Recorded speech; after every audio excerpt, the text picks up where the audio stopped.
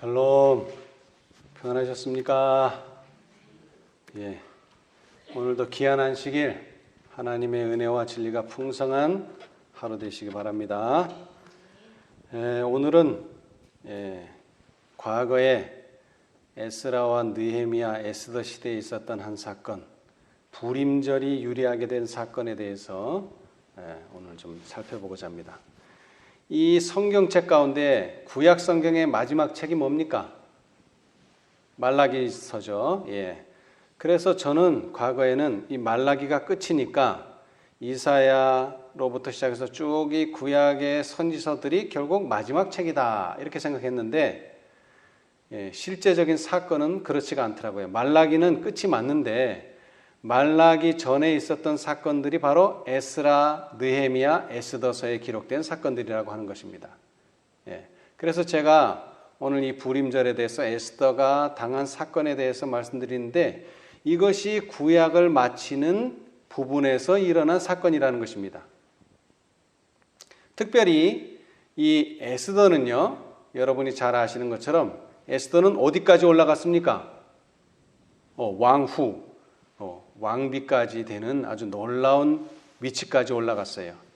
그런데 이때 당시의 상황이요, 이 모르드게의 어떤 사촌이나 친척으로서 이 에스더가 이렇게 바벨론에 잡혀가게 되고, 그 다음에 페르시아가 이제 바벨론을 멸망시키고, 그래서 페르시아가 주권을 잡았는데, 사실 이 모르드게나 또는 에스더나 유다인들은 그 페르시아라고 하는 강대국 속의 한 작은 나라입니다. 그런데 어디까지 올라갔다고요? 왕비까지 됐다고 하는 것은 이것은 대단히 놀라운 일입니다. 그런데 이것은 에스더가 노력해서 된 게 아닙니다. 여기 예언의 신에 읽어보면 우리 가정책에도 읽어보셨다시피 하나님의 섭리에 의해서 왕후가 된 것입니다. 그랬기 때문에 그 높은 자리에서도 겸손하게 금식할 수 있었고 그 높은 자리에서도 하나님을 위해서 자신의 생명까지도 드릴 수가 있었던 것입니다. 그러나 에스더가 그런 마음이 아니고 자신의 외모나 자신의 어떤 품성을 가지고 내가 저 높은 자리까지 올라가야지 하고 올라갔더라면 유다인들은 아마 이 위기의 상황에서 벗어날 수가 없었을 것입니다. 하여튼 이 에스더라고 하는 인물은 아주 특별한 인물이죠. 자, 그런데 에스더의 뜻이 뭡니까? 에스더. 우리 신앙인들 가운데서도 아주 유명한 분들 에스더라는 이름을 가지고 있는 세례명이나 또는 이 교회 이름으로 에스더라는 이름을 좋아하는데요. 우리 자매님들이. 근데 에스더의 뜻이 뭡니까? 에스더. 별이라는 뜻입니다. 스타, 별이라는 뜻이에요. 정말로 이 에스더가 별의 이름에 걸맞는 일을 할 수 있었던 사건에 대해서 좀 우리가 살펴보고자 하는데요. 또 하나 우리가 에스더에게 있어서 주목할 만한 사실은 에스더는 부모가 없었다는 것입니다. 고아로 자랐습니다. 그러나 삼촌이 정말 딸처럼 잘 키웠는데 우리는 여기서 이 에스더가 잘 자랐다는 말의 의미를 가정교육을 잘 받았다 정도로 생각하면 안 됩니다. 왜냐하면 이 에스더가 당한 위기는 신앙적인 위기이기 때문에 그렇습니다. 신앙적인 위기. 다시 말하면 에스더가 잘 자랐다는 것은 신앙교육을 참으로 잘 받았다는 것입니다. 신앙교육을. 그래서 부모는 없었지만 사실 이 에스더의 아버지는 예수님이 가르쳐 준 것처럼 예수님 우리가 어떻게 기도할까요? 그랬을 때 뭐라 그랬습니까? 하늘에 계신 우리 아버지여. 네 아버지는 누구다? 하나님이라고 하는 그러한 기도문, 주기도문을 배웠던 것처럼 이 에스더는 삼촌을 아버지처럼 따랐지만 그의 마음속에는 항상 아버지는 누구다? 하늘에 계신 하나님이 나의 아버지시다. 아마 이런 믿음을 가졌던 것 같아요. 자, 그래서 이제 우리가 에스더서를 보겠는데요. 자, 에스더서 2장을 보겠습니다. 에스더서 2장. 에스더의 어떤 그 행적에 대해서 여기 기록을 해놨는데요. 에스더서는 구약의 선지서들 앞에 나오긴 하지만 다시 말하지만 말라기와 아울러 마지막 구약 시대의 마지막을 보여주는 책입니다. 자리는 선지서들 앞에 있지만 에스더서 2장에 보시면은요.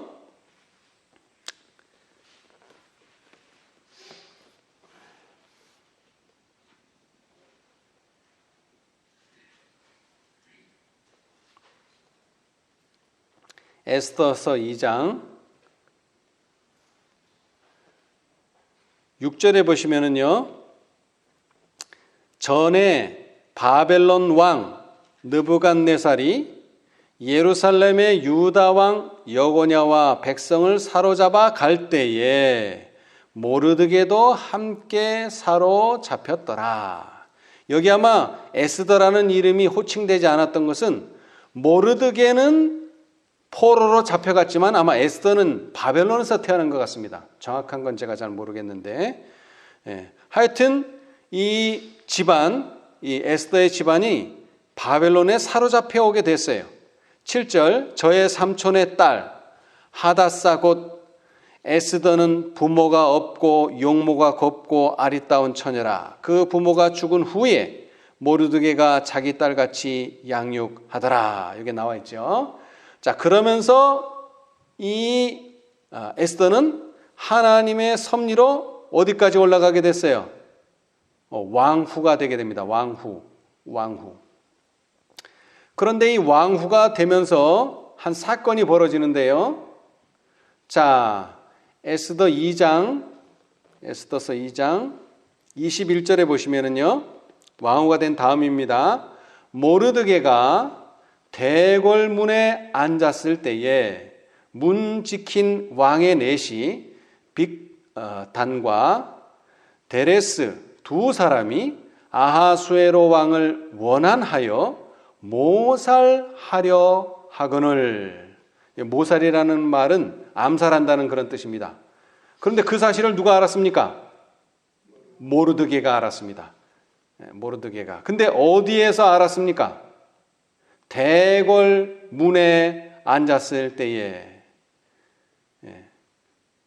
여러분, 특별히 이 대궐문이라고 하는 단어가 이 에스더서에만 나옵니다. 대궐문. 근데 문이 얼마나 큰지는 몰라도 문에 앉았다 그랬어요. 문에. 그런데 왜 문에 앉았는데 4시의 말을 들을 수 있었을까요? 그래서 이것은 그냥 사람이 출입하는 문을 의미하는 게 아닌 것 같습니다. 그래서 주석을 찾아보니까 이 대궐문이라고 하는 것은 왕궁의 문은 왕의 집무실이 자리 잡은 곳이라고 합니다. 다시 말하면 이 대궐문은 청와대 또는 백악관 그런 곳입니다. 그러니까 국정을 수행하는 곳이에요. 그러니까 국정을 수행하니까 그 자리에는 왕이 있을 것이고 그 왕을 수발하는 내시들도 있겠죠. 그래서 이 모르드게도 작지만 그러한 청와대나 백악관에서 일할 수 있는 직책을 맡고 있는 것 같아요. 그래서 내시 두 사람 빅단과 데레스의 암살 계획을 듣게 됐어요. 그래서 이 사실을 모르드게가 22절 모르드게가 알고 왕후 에스더에게 고하니 에스더가 모르드게의 이름으로 왕에게 고한지라.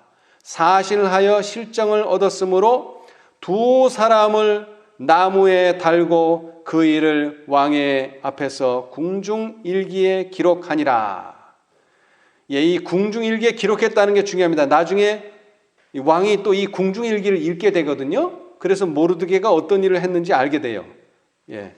자, 그런데 중요한 것은 이 모르드게가 항상 왕후 곁에서 왕후를 보좌해주고 특별히 바벨론 성에서 중요한 그 국정을 수행하는 자리에 이 모르드게도 참여할 수 있었다는 사실입니다. 그런데 재밌는 게 이 대궐문이 이 에스더서에만 나오는데요. 2장, 3장, 1장에는 안 나옵니다. 2장, 3장, 4장, 5장, 6장에 걸쳐서 10절에 나와요. 10절. 10개 절에 나와요. 근데 이 대궐문에서 일어난 사건들을 보면 자, 첫 번째는 반역을 알아채게 됐죠. 그곳이 어디라고요? 대궐문. 다시 말하면 백악관과 같은, 청와대와 같은 그런 곳입니다. 그런데 재미있는 것은요, 이 대궐문에서 또 어떤 사건이 벌어지느냐? 자, 3장. 에스더 3장. 이런 모르드게에게 좋은 선을 행하는, 또는 나라를 위해서 충성을 보여주는 그런 좋은 일도 있었지만, 이 대궐문에서 또 나중에 하만과 그의 세력들이 유다 백성들을 다 죽이고자 하는 일이 또 여기서 벌어집니다. 자, 3장 1절부터 제가 읽어보겠습니다. 그 후에 아하수에로 왕이 아각 사람 함무다다의 아들 하만의 지위를 높이 올려. 여러분 한번 보세요. 자, 이 반역 또는 암살 계획을 신고한 사람은 누굽니까? 모르드게예요. 그럼 누가 상을 받아야 돼요? 모르드게가 받아야 되는데 어찌 된 연고인지 그 후에 아하수에로 왕이 아각 사람 함무다다의 아들 하만의 지위를 올려줍니다. 높이 올려 모든 함께 있는 대신 위에 두니 대궐문에 있는 왕의 모든 신복이 다 왕의 명대로 하만에게 꿇어 절하되 모르드게는 꿇지도 아니하고 절하지도 아니하니 대궐문에 있는 왕의 신복이 모르드게에게 이르되 너는 어찌하여 왕의 명령을 거역하느냐 하고 날마다 권하되 모르드게가 듣지 아니하고 자기는 유다인임을 고하였더니. 사실 모르드게가 그렇게 절하지 않는 이유는 뭡니까? 십계명 때문이죠. 그것을 십계명 때문이다 이렇게 표현하지 않고 나는 유대 사람이다, 유다인이라 그렇다 이렇게 돌려 말했어요. 저희가 모르드게의 일이 어찌 되나 보고자 하여 하만에게 고하였더라. 하만이 모르드게가 꿇지도 아니하고 절하지도 아니함을 보고 심히 노하니. 노했다는 것입니다.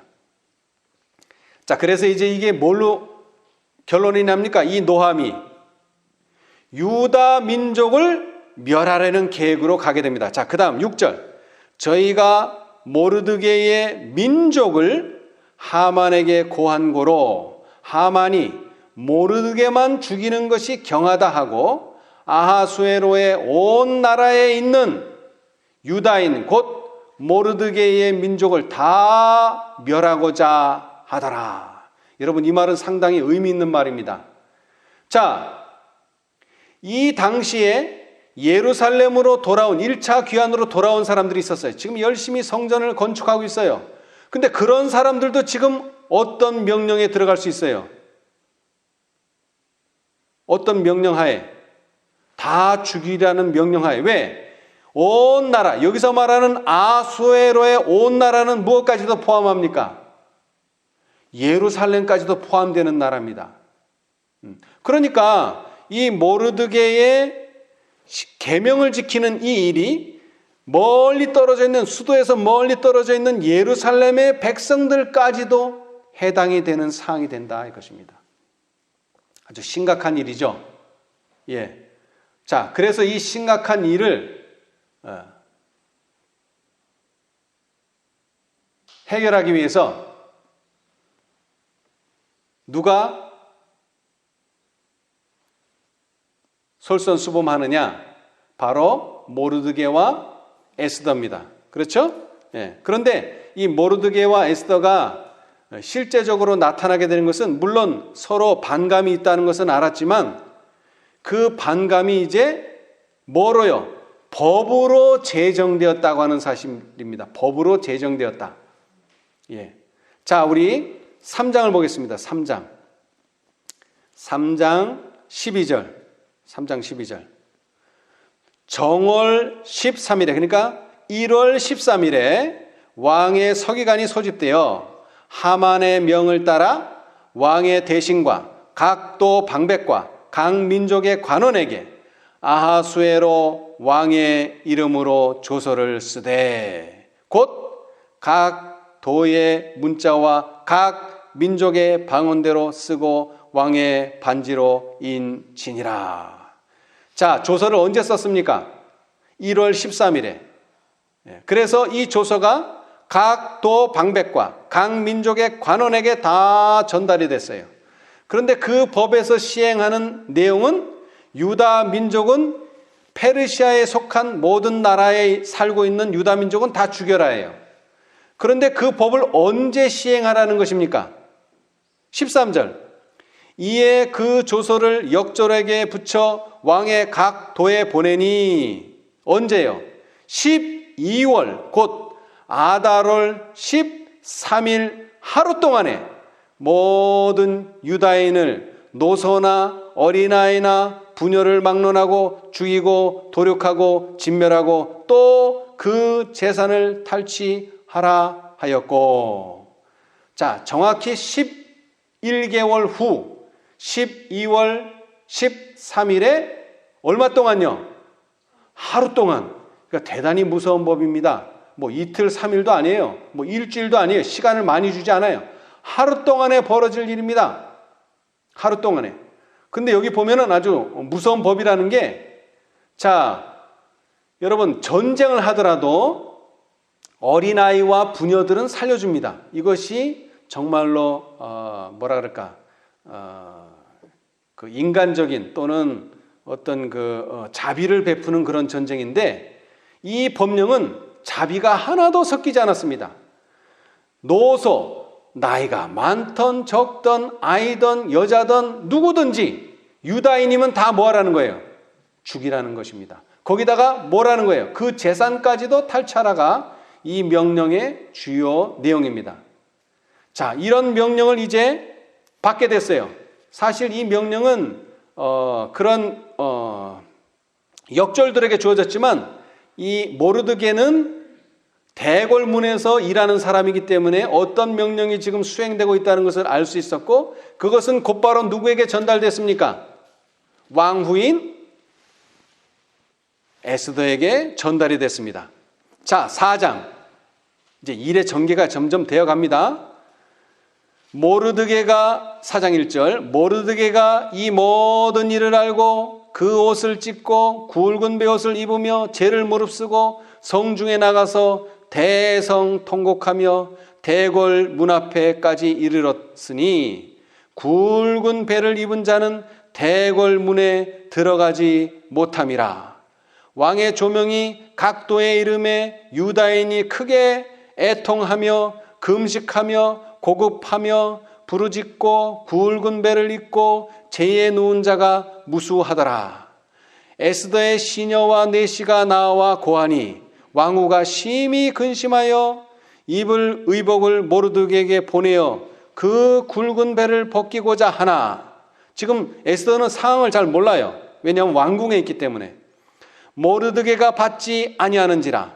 에스더가 왕의 명으로 자기에게 근시하는 내시 하닥을 불러 명하여 모르드게에게 가서 이것이 무슨 일이며 무슨 연고인가 알아보라 하매, 하닥이 대궐 문 앞 성중 광장에 있는 모르드게에게 이르니, 모르드게가 자기의 당한 모든 일과 하만이 유다인을 멸하려고 왕의 부고에 바치기로 한 은혜의 정확한 수요를 하닥에게 말하고, 또 유다인을 진멸하라고 수산궁에서 내린 조서 초본을 하닥에게 주어 에스더에게 배워 알게 하고, 또 저에게 부탁하여 왕에게 나아가서 그 앞에서 자기의 민족을 위하여 간절히 구하라 하니.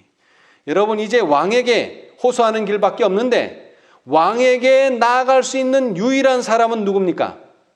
에스더밖에는 없습니다. 이제 에스더. 하닥이 돌아와 모르드게의 말을 에스더에게 고하매, 에스더가 하닥에게 이르되, 너는 모르드게에게 고하기를 왕의 신복과 왕의 각도 백성이 다 알거니와 물론 남녀하고 부름을 받지 아니하고 안뜰에 들어가서 왕에게 나아가면 오직 죽이는 법이요 왕이 그 자에게 금호를 내어 밀어야 살 것이라. 이제 내가 부름을 입어 왕에게 나아가지 못한 지가 이미 30일이라 하라. 예. 자, 이때 당시에 페르시아의 법은 상당히 엄했는데요. 그 엄한 법 중에 하나는 아무나 왕에게 아련할 수 없다는 법입니다. 아주 상당히 중요합니다. 그래서 왕이 부르지도 않았는데 오면은 뭐예요? 그 자리에서 죽는 겁니다. 그 자리에서. 뭐 법에 걸쳐서 뭐 이렇게 심판하고 그런 게 아니라 그 자리에서 죽어요. 그런데 이미 에스더도 왕을 못 뵌 지가 얼마나 됐다고요? 한 달, 30일이 지났어요. 왕이 원하지 않기 때문에. 그가 에스더의 말로 모르드게에게 고함해 모르드게가 그를 시켜 에스더에게 회답하되 너는 왕궁에 있으니 모든 유다인 중에 홀로 면하리라 생각지 말라. 예. 자, 이 법은 모든 유다인에게 가지만 이 에스더는 처음에 왕후가 될 때 자기가 어느 나라 사람이라는 것을 밝히지 않았어요. 그러니까 말하지만 않으면 자기는 뭐 할 수 있어요? 유다인이라는 것이 증명이 안 되면 그는 모면할 수도 있어요. 그래서 모르드게가 그를 시켜 에스더에게 회답하되 너는 왕궁에 있으니 모든 유다인 중에 홀로 면하리라 생각지 말라.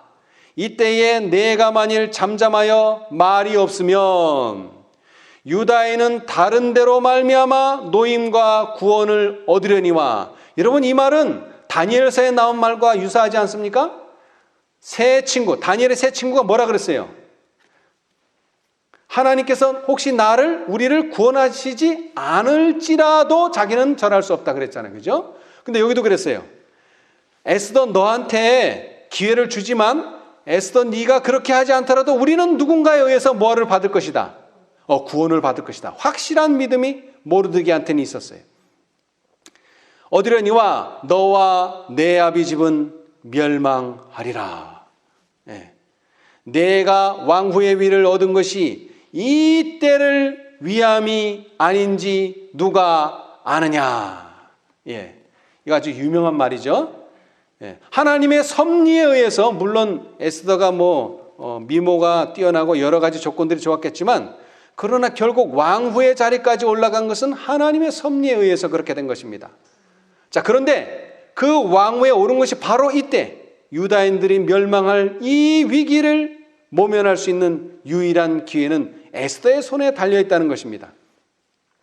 에스더가 명하여 모르드게에게 회답하되 당신은 가서 수산에 있는 유다인을 다 모으고 나를 위하여 금식하되 밤, 낮, 3일을 먹지도 말고 마시지도 마소서. 나도 나의 시녀로 더불어 이렇게 금식한 후에 규례를 어기고 왕에게 나아가리니 죽으면 죽으리이다. 아멘. 예. 자, 여러분, 이 에스더의 결심은 대단합니다. 자, 이 결심을 하기 위해서 뭐를 했어요? 금식을 했어요. 금식. 근데 보통의 금식은 뭐를 합니까? 음식을 끊는 건데 이 금식은 뭐까지도 끊었어요? 음료까지도, 물도 마시지 않는 금식입니다. 물도 마시지 않는 금식. 얼마 동안요? 3일이 아닙니다. 이거 중요해요. 밤낮 3일입니다. 여러분, 성경에서 3일이 많이 나옵니다만은 밤낮 3일은 이 사건과 예수님의 사건 두 사건에만 밤낮 3일이 문자적으로 나와 있습니다. 그래서 어떤 사람들은 밤낮 3일이니까 이거 봐라, 이거 4일이다. 뭐 더 나가서 5일을 이야기하는 사람이 있어요. 예수님이 금요일에 돌아가신 게 아니고 수요일 또는 목요일에 돌아가셨다는 거예요. 그런데 이 사건을 보면은 참 재밌습니다. 저도 옛날에 그런 생각을 했어요. 3일이면은 금요일, 토요일, 일요일 다 끝나서 한 일요일 밤이나 월요일쯤 일어나야지 이게 한 3일 정도 되는데 보면 3일이 아니라 한 2일도 거의 안 돼요. 예수님이 부활하신 거는. 왜냐하면 금요일 오후에 돌아가셔서 딱 하루는 정확히 쉬시고 일요일 새벽에 일어나셨거든요. 그러면 이건 하루하고 몇 시간밖에 안 돼요. 정확히 이거 3일이 안 돼요. 그래서 저는 항상 그게 의문이 있었는데 그 의문을 어떤 사람은 잘못 해석해서 예수님은 4일, 5일 돼서 부활하셨다 그러는데 그와 똑같은 밤낮 3일이 이 에스더서의 이 사건, 그 다음에 예수님의 이 사건에 적용됐는데 한번 보세요. 에스더는 어떻게 했는가? 에스더는 3일 동안 완전히 3일이 밤낮 3일이라고 하니까 밤낮 3일 다 지난 다음에 그 다음날 왕궁으로 찾아가야지 맞잖아요. 밤낮 3일이라 그랬으니까. 그런데 에스더는 제3일에 에스더가 왕후의 예복을 입고 왕궁 안뜰곳 어전 맞은편에 맞은편에 선이라고 돼 있어요. 자, 언제 갔다고요? 3일을 채우지 않고 갔어요. 제3일에 갔어요. 3일 동안 금식하라 그래 놓고서는 3일을 채우지 않고 갔어요. 근데 예수님도 똑같아요. 예수님도 3일, 밤낮 3일이라고 말했지만 3일을 채우지 않았습니다. 예수님도. 자, 그것은 이제 그렇게 알고 계시면 되고요. 자, 그래서 정말 죽으면 죽으리이다 하고 갔어요. 자, 그런데 어떤 기적이 벌어졌습니까? 2절, 5장 2절. 왕후 에스더가 뜰에 선 것을 본즉 명령을 어겼네가 아니라 뭐예요? 심히 사랑스러움으로. 여러분, 하만과 모르드게는 무슨 사이입니까? 원수가 됐어요. 모르드게가 원수를 삼은 게 아니라 하만이 원수를 삼은 거예요. 그런데 이 모르드게는 그 원수를 어떻게 생각했어요? 원수로는 생각하지 않았어요. 그러나 구속의 경륜상으로는 하나님의 원수가 맞습니다. 그런데 똑같은 생각이 에스더한테도 있었어요. 여러분, 에스더는 이 하만을 원수로 생각해서 하만을 죽이고자 하는 마음이 있었을까요? 아니요. 그걸 어떻게 알 수 있을까요? 자, 2절 다시 한번 읽겠어요. 왕후 에스더가 뜰에 선 것을 본즉 심히 분이 가득했어요? 아니요. 심히 사랑스러움으로. 여러분, 우리가 미움을 가지고 있으면요, 어떻게 될까요? 그 미움이 자기도 모르게 나타납니다. 어디로 나타날지 몰라요. 말에서 나타날지, 행동에서 나타날지, 눈빛에서 나타날지 모르지만 이 미움은요, 나타납니다. 마음에 있는 게 나타나게 돼 있어요. 성경은 그렇게 말하고 있어요. 그런데 에스더는 이 하만을 대처하는 방법에 있어서 금식까지 하고 갔는데 뭐가 나타났다고요? 아이고, 심히 사랑이 나타나요. 사랑이. 원수를 대하는데 사랑이 나타나요. 예. 이러니까 하나님께서 역사하시는 겁니다. 우리는 원수를 원수로 대하면 절대 하나님이 역사하지 않습니다. 그러나 에스더는 원수를 대함이 사랑으로 나타났다는 것입니다. 그러니까 왕이 감화를 받을 수밖에 없죠. 손에 잡았던 금홀을 그에게 내어미니 에스더가 가까이 가서 금홀 끝을 만진지라. 그래서 결국 죽으면 죽으리라 했는데 죽지 않았다는 것입니다, 여러분. 여러분, 이것이 바로 구속의 경륜입니다. 그렇죠? 하나를 미리 뭐하지 아니하면, 썩지 아니하면 열매를 맺을 수 없습니다. 그것을 예수님께서 몸소 보여주셨어요. 그렇죠? 자, 실물교훈. 이것이 바로 구속의 경륜입니다. 이 에스더 사건에서 구속의 경륜이 아주 확실하게 드러났습니다. 그것이 곧 또한 복음이기도 하고요. 자, 우리 실물교훈 49페이지입니다. 씨 뿌리는 비유에서 나옵니다. 씨 뿌리는 비유. 한 알에 미리 썩지 아니하면 결실치 못한다. 그 설명이기도 하고요. 자, 실물교훈 49페이지. 실물교훈 49페이지. 자, 거기 구속의 역사 1040페이지 오른쪽 단 위에서 두 번째 문단 보시면요. 그리고 되어 있습니다. 그리고. 자, 그 위에 사랑이 모든 행위에 뭐가 되어야 한다? 원칙이 되어야 한다. 사랑은 하늘과 땅에서 하나님의 정부의 기초를 이루는 원칙이다. 그러므로 그것은 또한 그리스도인 품성의 기초가 되어야 한다. 오직 이것만이 그리스도인들을 견실하게 하고 보호해 줄 수 있다. 아멘. 여러분, 원수를 대할 때에요, 사랑의 원칙이 우리 마음속에 있어야 됩니다. 그것이 결국 하늘 정부의 원칙이기도 하고, 이것이 결국 구속의 경륜의 원칙이기도 하고, 이 사랑만이 시련과 시험을 견딜 수 있게 해준다. 결론적으로 이 사건은 일요일 법령, 앞으로 있을 사건 일요일 법령인데, 이 일요일 법령을 우리는 어떻게 이길 수 있느냐? 하나님의 사랑의 원칙이 내 마음속에 들어와 있어야 된다는 것입니다. 이 사랑만이 시련과 시험을 견딜 수 있게 해준다. 그리고 사랑은 또한 무엇을 통해? 희생을 통해 나타나게 될 것이다. 구속의 경륜은 그리스도의 희생의 토대 위에 세워졌다. 이 희생은 너무도 넓고 깊고 높기 때문에 아무도 측량할 수 없다. 이미 그리스도께서는 우리를 위하여 모든 것을 버리셨으므로 그를 구주로 받아들이는 자들은 저희의 구주를 위하여 모든 것을 주저없이 희생할 준비가 되어 있어야 한다. 그들은 무엇보다도 구주의 영예와 영광을 먼저 생각하게 될 것이다. 그래서 실물교훈 86, 87페이지 보면 자희생의 법칙은 뭐라고요? 자보존의 법칙이다. 이것도 씨 뿌리는 비유의 또 다른 비유입니다. 또 다른 비유에서 배울 교훈. 그러니까 씨 뿌린다고 하는 자체가 바로 구속의 경륜은 희생 위에 세워진다는 거예요. 예.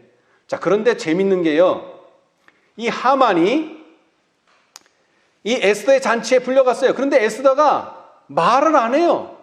당장 뭐 해야 되는데, 저 하만을 어떻게 해야 된다고 하는 그 말을 해야 되는데 말을 하지 않습니다. 그래서 이 왕이 3번이나 물었을 때 잔치의 둘째 날이 돼서야 비로소 얘기를 합니다. 어떻게 해달라고. 이것은 하나님의 놀라우신 자비입니다. 하나님께서 심판을 안 하실 수는 없습니다. 아무리 하나님이 사랑이래 하시더라도. 그러나 이 하나님의 자비는 이 심판의 시간에 많은 시간이 주어졌다고 하는 것입니다. 충분한 시간이에요. 자, 그런데 이 하만은 자신의 그 법령이 이루어질 것을 알고 이 모르드게를 어디에 매달 계획을 세우고 있었어요? 나무예요. 근데 이 나무는 어떤 나무입니까? 50규빗이나 높은 나무를 세우고 여기에다가 모르드게를 달 생각을 하고 잔치에 갔는데 그 나무에 누가 달렸어요? 결국은 하만 자신이 달렸어요. 그런데 하필이면 왜 50규빗일까요? 50규빗. 40규빗. 제가 50규빗을 계산해 보니까 이게 상당히 높아요. 1규빗이 한 45cm 정도 되거든요. 그러니까 2규빗이 얼마냐 하면은 한 1m 정도 돼요. 2규빗이. 그러니까 이게 한 20m 이상 되는 아주 높은 장대입니다. 나무입니다. 거기에다 달 생각을 했을까요? 이 50이라고 하는 숫자는 여러 군데에 나오기는 하지만 특별히 솔로몬 시대에요. 열왕기상 50이라고 하는 숫자. 물론 성서도 짧은 쪽, 동쪽과 서쪽은 50규빗입니다만은, 자, 열왕기상 7장 6절 7절입니다. 열왕기상, 이 솔로몬이요 궁전을 하나 지었습니다. 왕을 위한 궁전을. 그런데 그 궁전 가운데, 자, 7장 1절에 보시면 솔로몬이 자기의 궁을 13년 동안 건축하여 그 전부를 준공하니라. 13년이라 그랬죠? 근데 이 시행령이 언제 시작돼 가지고 언제 발효된다고요? 정월 며칠? 13일 날 기록을 해 가지고 언제요? 12월 13일 날 시행되는 거예요. 그런데 솔로몬이 자기 궁을 얼마 동안 지었다고요? 13년을 지었어요. 그래서 그 전부를 준공을 했어요. 그런데 거기에 일부분에 보면 6절에 또 기둥을 세워 낭실을 지었으니, 낭실.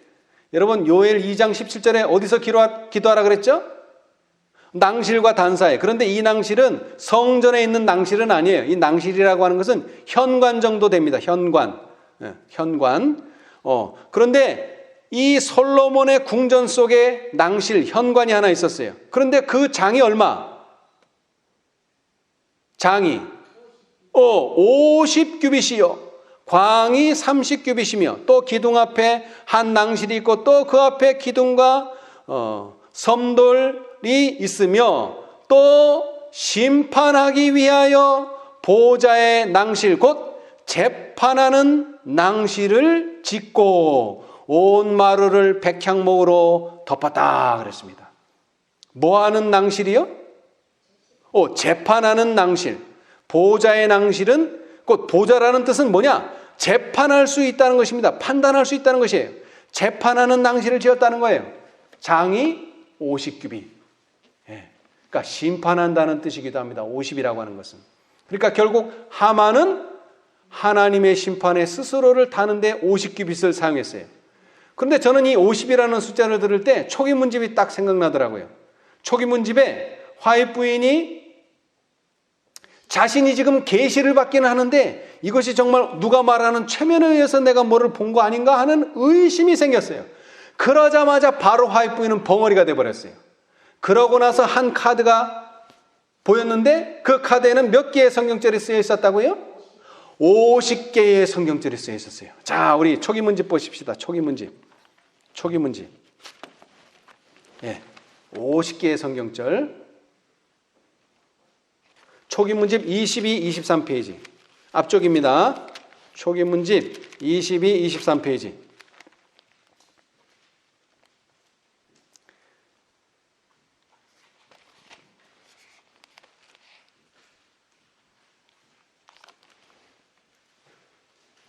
자, 거기 22라고 쓴데, 그래서 밑에서 보면 2005페이지, 왼쪽 단 맨 밑에요. 서 네 번째 줄. 이 무렵 메인주에서는 광신주의가 일어났다. 어떤 이들은 이를 전폐하고 자기들의 견해와 자기들의 종교적인 의무로 믿고 있는 것들을 받아들이지 않는 자들과는 사귀지도 않았다. 하나님께서는 계시를 통해 잘못을 내게 보여주시고 그들의 잘못을 시정하기 위하여 나를 그들에게 보내셨다. 그러나 그들의 대부분은 나의 기별을 전적으로 배척했으며 나를 세상과 타협하는 자라고 오히려 비난했다. 한편 이름뿐인 재림 교도들은 나를 광신주의자라고 비난했으며 어떤 사람들은 한술 더 떠서 내가 잘못을 바로잡기 위해 적극적으로 나서는 것을 보고 광신주의의 지도자라고 책망하였다. 여러분, 화입 부인은 지금 정로를 가고 있어요. 하나님의 섭리에 의해서. 그런데 극단주의자들은 화입 부인을 보고 뭐라 그래요? 아니죠. 화입 부인을 보고 뭐라 그래요? 세상과 타협했다 그래요. 세상과 타협했다. 그런데 또 이쪽에 재림신도라고 말하지만 정말로 나태하고 차가운 사람들은 뭐라 그래요? 또 화입 부인 보고 광신주의다. 자, 이게 무슨 뜻이냐면 자 보세요. 자, 내가 10이에요. 내 옆에는 15가 있고 내 옆에는 5가 있어요. 그러면 5는 나보고 뭐라 그래요? 나보다 크다 그래요. 그죠? 근데 15는 나보고 뭐라 그래요? 나보다 작다 그래요. 상대적인 평가를 하고 있다는 거예요. 그러니까 광신주의자들은 너는 세상에 타협해서 화입부인 보고 그 다음에 세상과 타협하고 둘째 천사의 기별을 받지 않고 있는 사람들은 화입부인 보고 이거 극단이다. 너무 광신적으로 믿는다. 이렇게 말하는 거예요. 더욱이 주의 재림의 때를 정하는 일이 자주 일어나 형제들에게 충격을 주곤 하였는데 주님께서는 그리스도의 재림 전에 반드시 환난의 때가 와야 하므로 그러한 모든 주장이 허사임을 내게 확실하게 보여주셨다. 그럼에도 불구하고 시기를 정하는 일이 계속 일어났고 그 정해진 날이 아무 일 없이 지나갈 때마다 그로 인하여 오는 시험으로 하나님의 백성들의 믿음은 약해만 갔다. 이 일 때문에 나는 마음속으로 나의 주께서 더디 오시리라고 말한 악한 종과 같은 자라는 의심을 받기도 했다. 이 모든 일들이 내 영혼을 무겁게 내리눌렀으므로 나는 때때로 혼란에 빠져 내 자신의 경험을 의심하고 싶은 유혹을 받기까지 하였다. 어느 날 아침 가족 재단에서 기도하고 있을 때에 하나님의 능력이 내게 임했으며 그때 나는 순간적으로 그것이 최면술이 아닌가 하는 생각을 했다. 그러나 나는 즉시 그와 같은 유혹을 물리쳐 버렸다. 그 즉시 나는 벙어리가 되었으며 얼마 동안 내 주위의 사물들을 의식할 수 없었다. 그때에 나는 하나님의 능력을 의심한 죄를 깨닫게 되었고 그로 인하여 24시간이 지나서야 혀가 풀리리라는 것을 보았다. 내 앞에 하나의 카드가 제시되었는데 그 위에는 성경절 50개가 금 글자로 기록되어 있었다. 계시에서 깨어난 후 나는 백지를 가져다가 그 위에 내가 벙어리 된 사실과 계시 중에 본 것들을 썼다. 그 다음 큰 성경책을 가져다가 카드에서 보았던 성구들을 재빨리 찾아보았다. 나는 하루 종일 말을 할 수 없었으나 그 다음날 아침 일찍 내 영혼은 기쁨으로 가득 찼으며 내 혀도 풀려 하나님을 소리 높여 찬양할 수 있었다. 그 후로는 다른 사람들이 어떻게 생각하든지 간에 나는 하나님의 능력을 한 번도 의심하지 않았으며 한순간도 부인한 적이 없었다. 그래서 한 장 넘겨보시면 계시 중에 본 50개의 성경절이 나옵니다. 여러분, 이 성경절은 어떤 성경절일까요? 읽어보나 마나 화입 부인의 믿음을 도와주는 성경절이요, 마지막 때에 관련된 성경절들이 50개가 주어졌어요. 그래서 화입 부인이 내가 의심했었구나 하는 것을 깨닫게 되었죠. 자, 그래서 이제 에스더는 둘째 날에 가서야 어떤 일이 벌어졌으며 하만이 한 행위를 말하게 되는데 그 전에 이 아하수에로 왕은 이상하게 전에 기록한 이 왕실 기록을 읽게 됐어요. 근데 거기에 뭐가 나타났습니까? 암살하려고 하는 사실을 알려준 사람이 다름 아닌 유다족속, 그 멸하려고 하는 유다족속 모르드게라고 하는 사실을 알게 됐어요. 자, 그런데 그 왕이 뭐라고 하만에게 지시를 내렸습니까? 지시를 내린 게 아니라 질문을 했습니까? 내가 아주 기뻐하고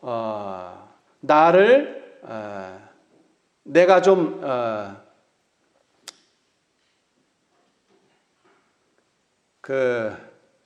뭐라고 표현해야 되나요? 내가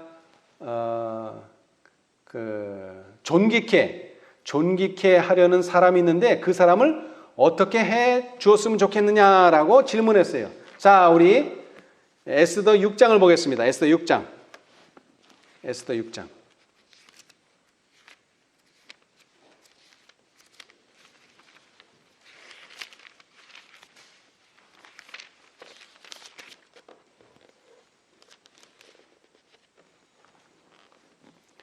왕이 하만을 상당히 신뢰했고 왕이 참 겸손한 사람인 것 같아요.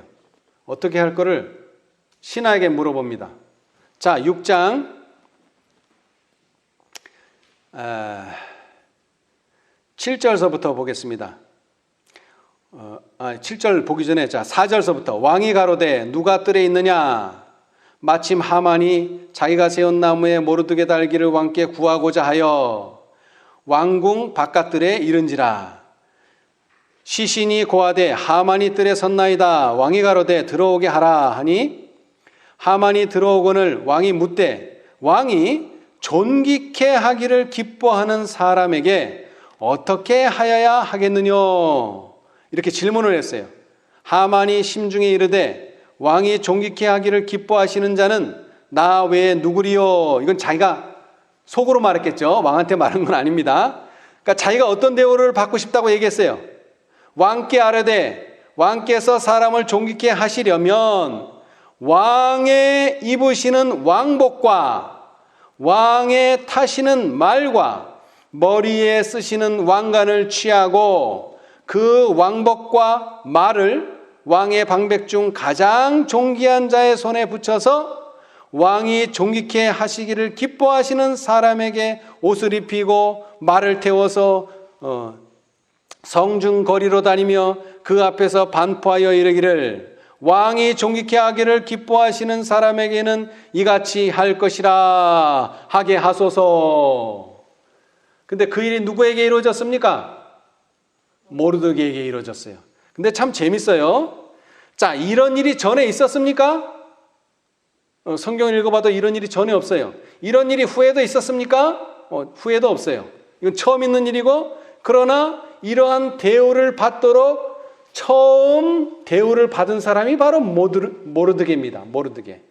자, 그런데 하만이 뭘 요구했느냐면, 자, 왕의 옷, 왕복, 그 다음에 왕의 타시는 말, 그 다음에 머리에 쓰는 왕관을 취하고 라고 말했는데, 실제적인 대우는 어디까지만 해줬습니까? 왕복과 말을 왕의 방복에게, 그죠? 주라 그랬어요. 자, 그래서 뭐는 취하지 않았어요, 아직. 왕관까지는 가지 않았습니다. 왕관. 그러나 왕복을 입히고 그 다음에 왕위에 타는 말을 내줘서 모르드게를 성중에서 이렇게 가게 하고 뭐라고 말했어요? 왕이 존귀케 하기를 기뻐하는 사람에게는 이같이 할 것이라. 자, 여러분 14만 4천이 처음 익은 열매라 그랬는데 그 처음 익은 열매라는 뜻이 뭡니까? 앞으로 왕의 하나님의 존귀케 하기를 기뻐하는 사람, 하나님께 충성한 사람, 하나님께 자신의 목숨을 맡긴 사람들은 앞으로 어떻게 되겠다고요? 14만 4천인과 같게 되게 해주겠다는 그런 뜻입니다. 그래서 왕의 옷을 입고 왕이 타는 말을 타게 되는 거죠. 마치 예수님께서 예루살렘 성에 입성하실 때 나귀를 타고 가셨던 것처럼. 자, 그래서 결국 이 일이 이루어지고, 그러니까 모르드게가 존귀를 받는 일이 먼저 일어나고 그 다음에는 뭐가 일어나요? 하만이 죽는 일이, 심판받는 일이 일어나죠. 그죠? 마찬가지로 이 사건은 일열 법령과 유사한데요. 그 이유는 환란이, 예수님이 오시기 전에는 환란이 있다 그래서 그 환란의 정점에는 바로 일열 법령이 있는 거죠. 근데 이 일열 법령은 어떤 사람들에게 내립니까? 하나님의 법에는 충실하지만 세상의 법에는 반대하는 사람들. 자, 우리 과정책에서는 읽었지만 다시 한번 제가 읽어드릴게요. 그리스도를 통하여 하나님께로 가까이 가는 사람들은 그들 앞에 중요한 사업이 있다. 지금은 우리의 능력의 팔을 붙들 때이다. 다윗의 기도는 목사들과 평신도들의 기도가 되어야 한다. 저희가 주의 법을 폐하여 싸우니 지금은 여호와의 일하실 때니이다. 시편 119편 126절.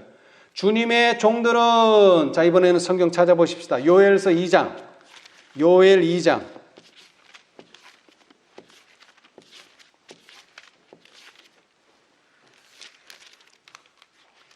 요엘서 2장입니다. 요엘 2장.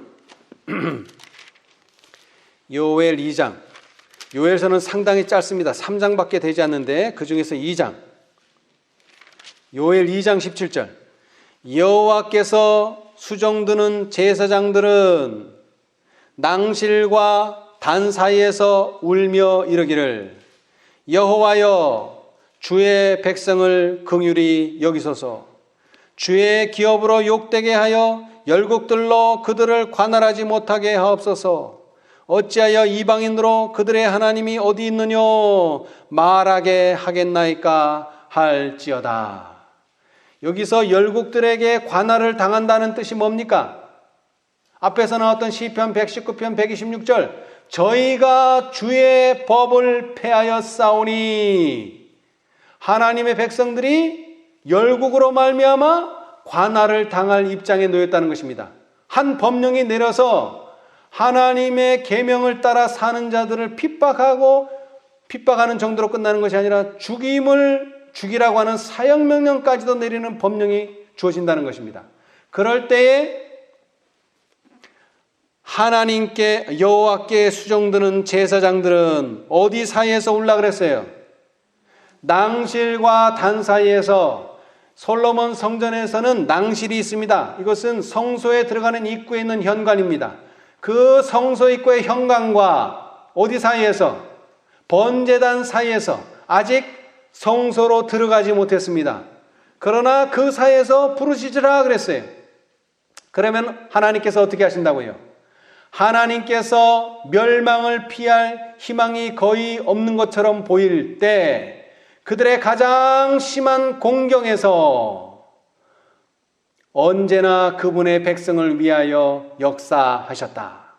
악인들 곧 교회의 원수들의 계획은 그분의 능력과 지배하는 섭리에 종속된다.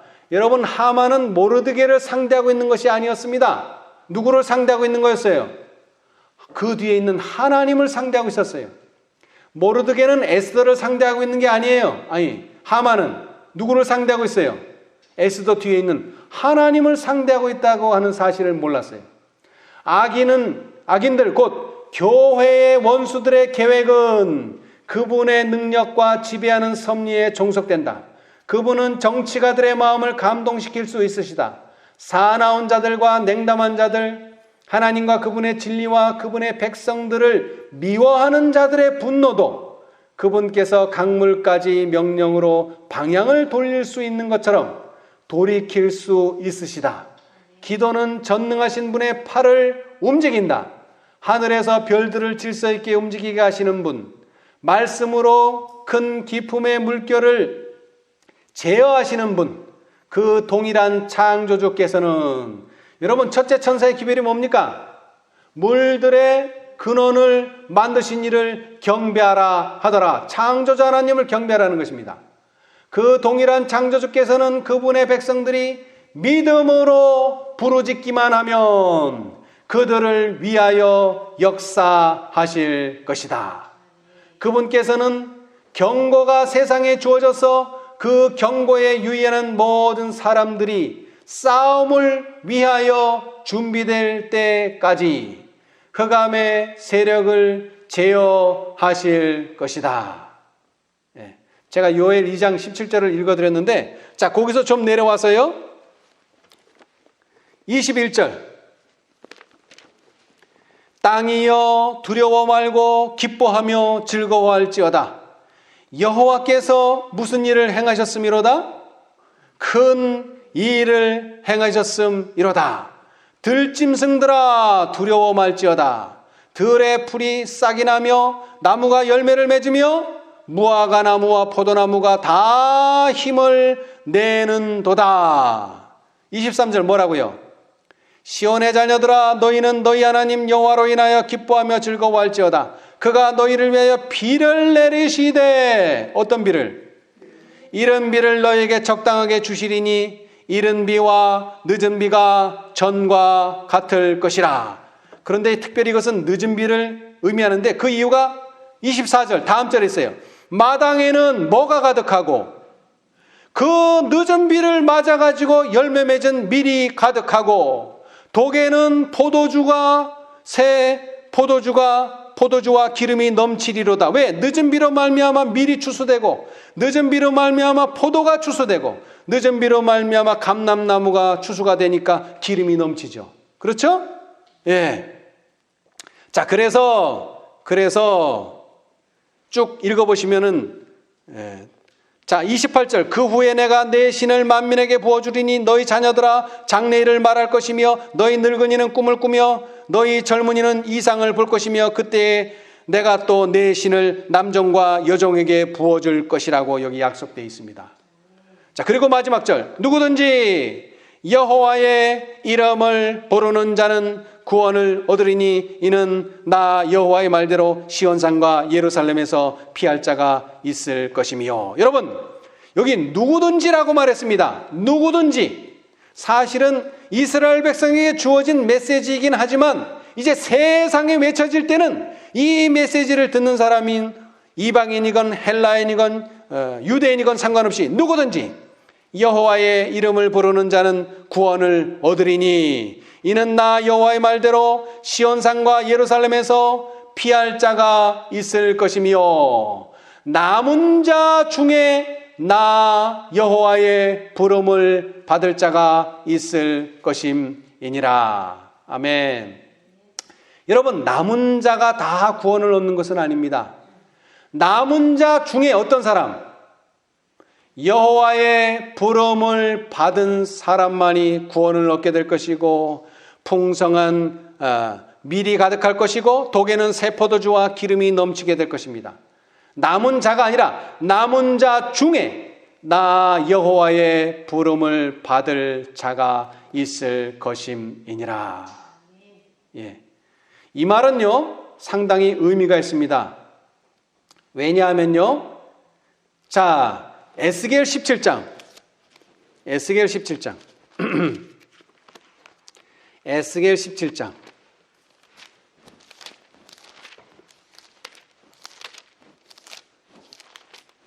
에스겔서 17장 22절.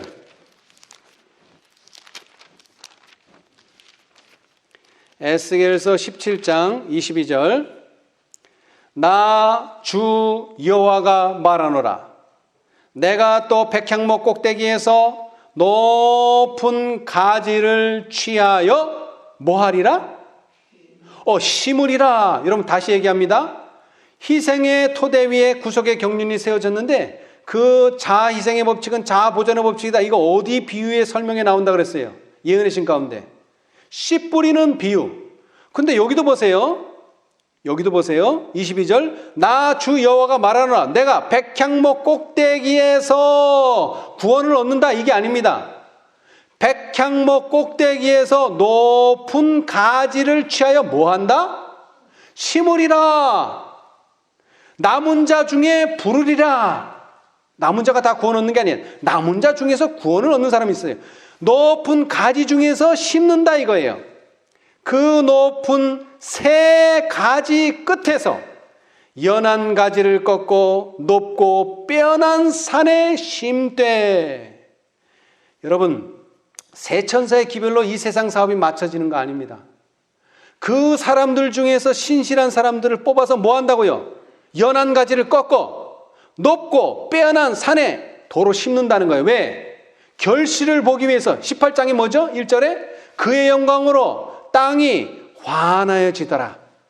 23절 이스라엘 높은 산에 심으리니 그 가지가 무성하고 열매를 맺어서 아름다운 백향목을 이룰 것이요 각양 새가 그 아래 깃들이며 그 가지 그늘에 거할지니라. 그런데 이 성경절이 흡사 계시록 18장 2절과 아주 유사합니다. 여러분 계시록 18장 2절을 한번 펴보세요. 계시록 18장 2절. 거기에는 그런데 각양 새가 아니라 어떤 새예요? 각종 더럽고 가증한 새에 모이는 것이 되었도다. 어디 가요? 바벨론이. 근데 하나님께서는 바벨론 대신에 어떤 나무를 심으세요? 어떤 나무요? 각양 새가 그 아래 깃들 것이며 그 가지 그늘에 거할 그런 나무를 심는다는 것입니다. 계시록 18장 천사를 통해서. 그렇죠? 예. 그런데 이 말씀과는 좀 비교해 볼 말씀이 이사야에게 주어졌는데요. 자, 이사야는 높은 가지에서 3, 4개를 추수한다 그랬어요. 자, 이사야 17장. 이사야서 17장. 이사야서 17장. 이사야서 17장 1절. 다메섹에 관한 경고라. 다메섹. 바벨론에 관한 경고입니다. 다메섹. 자, 그 경고 중에 하나가 뭐냐? 자, 보라. 17장 1절. 보라, 다메섹이 장차 성읍 모양을 이루지 못하고 무너진 무더기가 될 것이로다. 자, 그런데 6절은요. 그러나 오히려 뭐 할 것이 있다고요? 죽을 것이 남으리니. 그래도 살아남는 자가 있다는 것입니다. 그런데 이 살아남는 자들은 아주 희귀하고 어떤 상태인가 봅시다. 감람나무를 흔들 때에. 여러분, 감람나무는 누구를 상징합니까? 이스라엘 백성, 하나님의 백성 상징합니다. 감람나무. 그런데 그 감람나무를 흔들 때에 가장 높은 가지 꼭대기에 실과 몇 개예요? 2, 3개가 나무 같겠고, 그러니까 너무나 희귀한 겁니다. 감람나무가 얼마나 큰지를 몰라도 제가 알기로는 수백이 아니라 수천, 수만 개의 열매를 딸 수 있어요. 나무 하나에서. 감람나무는 상당히 큽니다. 그런데 겨우 몇 개요? 2, 3개, 2, 3개만이 남겠고, 무성한 나무의 가장 먼 가지에 몇 개? 4, 5개가 남음 같으리라. 이스라엘의 하나님 여호와의 말씀이니라. 여러분, 결국 남은 자는 2, 3개, 많아봐야 4, 5개밖에 되지 않는데, 이 4, 5개와 이 2, 3개도 어떤 상태에서 이루어진다고요? 백향목 꼭대기에서 높은 가지를 취하여 심으리라. 그 가지에서 직접 나는 게 아니에요. 그 가지를 심으면 그 높은 새 가지 끝에서 연한 가지를 꺾고 높고 빼어난 산에 심으면 이스라엘 높은 산에 심으리니 그 가지가 무성하고 열매를 맺어서 아름다운 백향목을 이룰 것이다. 예. 한 단계가 더 있다는 거예요. 자, 그런데 우리가 이제 보셨던 것처럼, 자, 이제 마지막으로요. 초기 문집 277페이지. 큰 외침. 초기 문집 277페이지. 큰 외침장을 한번 다시 보겠습니다. 큰 외침. 큰 외침. 큰 외침. 다시 심겨질 때 이렇게 되는 것입니다. 다시 심지도 않으면서 거기서 열매 발할 수 없습니다. 다시 심겨져야 돼요. 자, 큰 외침. 나는 천사들이 하늘에서 왔다 갔다 하며 어떤 중요한 사건을 위해 준비하느라고 하늘과 땅 사이를 바쁘게 오르내리는 것을 보았다. 그때 나는 달은, 여기서 달은 뭐와 다른입니까? 앞에 있던 천사, 셋째 천사와 달은 힘센 천사가 명령을 받고 셋째 천사와 연합하여 그의 기별의 능력과 힘을 주기 위하여 지상으로 내려오는 것을 보았다. 큰 능력과 영광이 그 천사에게 주어졌으니 그가 내려올 때 세상이 그의 영광으로 환해졌다. 이 천사가 발하는 빛이 세상 곳곳을 비췄으며 동시에 그는 크고 힘센 소리로 무너졌도다 무너졌도다 큰 성 바벨론이여 모든 나라를 그 음행으로 인하여 진노의 포도주를 먹이던 자로다 라고 외쳤다. 둘째 천사가 말한 바벨론의 무너짐에 대한 기별은 1844년 이후에 교회가 처하여 온 타락상을 재차 지적하면서 반복되었다. 이 천사의 사업이 적시에 나타나 마지막 큰 사업인 셋째 천사의 큰 외침과 동시에 행해지고 있다. 그렇게 함으로써 하나님의 백성들은 다가오는 시련의 때에 설 수 있는 준비가 갖추어지는 것이다. 근데 이 준비는 이것으로 끝나는 게 아니에요. 나는 저들 위에 큰 빛이 비추는 것과 그들이 셋째 천사의 기별을 담대하게 전파하는 것과 전파하기 위하여 연합하는 것을 보았다. 그리고 나서 천사들이 그 힘센 천사, 이번에는 앞에 나온 다른 힘센 천사, 셋째 천사에 부과되는 다른 힘센 천사를 돕기 위하여 천사들이 이번에는 옵니다. 천사들이 그 힘센 천사를 돕기 위하여 하늘에서 날아왔으며 나는 사방에서 들려오는 소리를 들었다. 내 백성아 거기서 나와 그의 죄에 참여하지 말고 그의 받을 재앙들을 받지 말라. 그 죄는 하늘에 사무쳤으며 하나님은 그의 불의한 일을 기억하신지라. 이 기별은 밤중 소리가 1844년에 있었던 둘째 천사의 기별에 포함되었던 것처럼 셋째 천사의 기별에 추가되는 것 같았다. 하나님의 영광이 오래 참고 기다리던 성도들 위해 임하였으며 그들은 바벨론의 멸망을 선포하고 하나님의 백성들에게 그 가운데서 나와 그의 받을 재앙들을 피하도록 초청하는 마지막 엄숙한 경고를 담대하게 외쳤다. 자, 그럼으로써 그들은 뭡니까? 셋째 천사의 기별을 성취하게 되는 것입니다. 자, 이제 결론으로 한 말씀만 읽고 마치겠습니다. 자, 선지자왕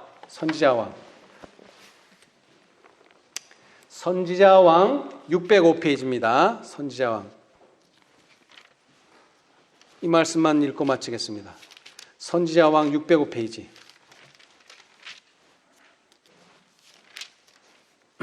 그리고 606페이지. 좀 깁니다.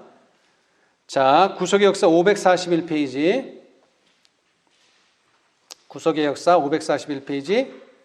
오른쪽 단 맨 위의 문단입니다. 첫 번째 문단. 에스더 시대에 하나님의 백성에게 이른 시련은 그 시대에 국한된 특별한 경험이 아니다.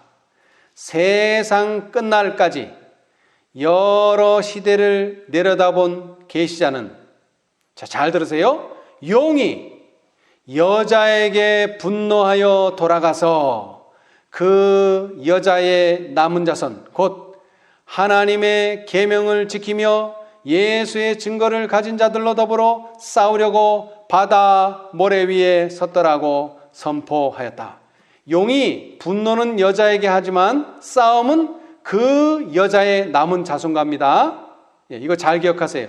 여러분, 백향목 꼭대기에 있는 그 사람들과 싸우는 게 아니라 그 백향목 꼭대기에 있는 연한 가지를 가져다가 산에다 심어요. 그러면 거기서 또 뭐가 날까요?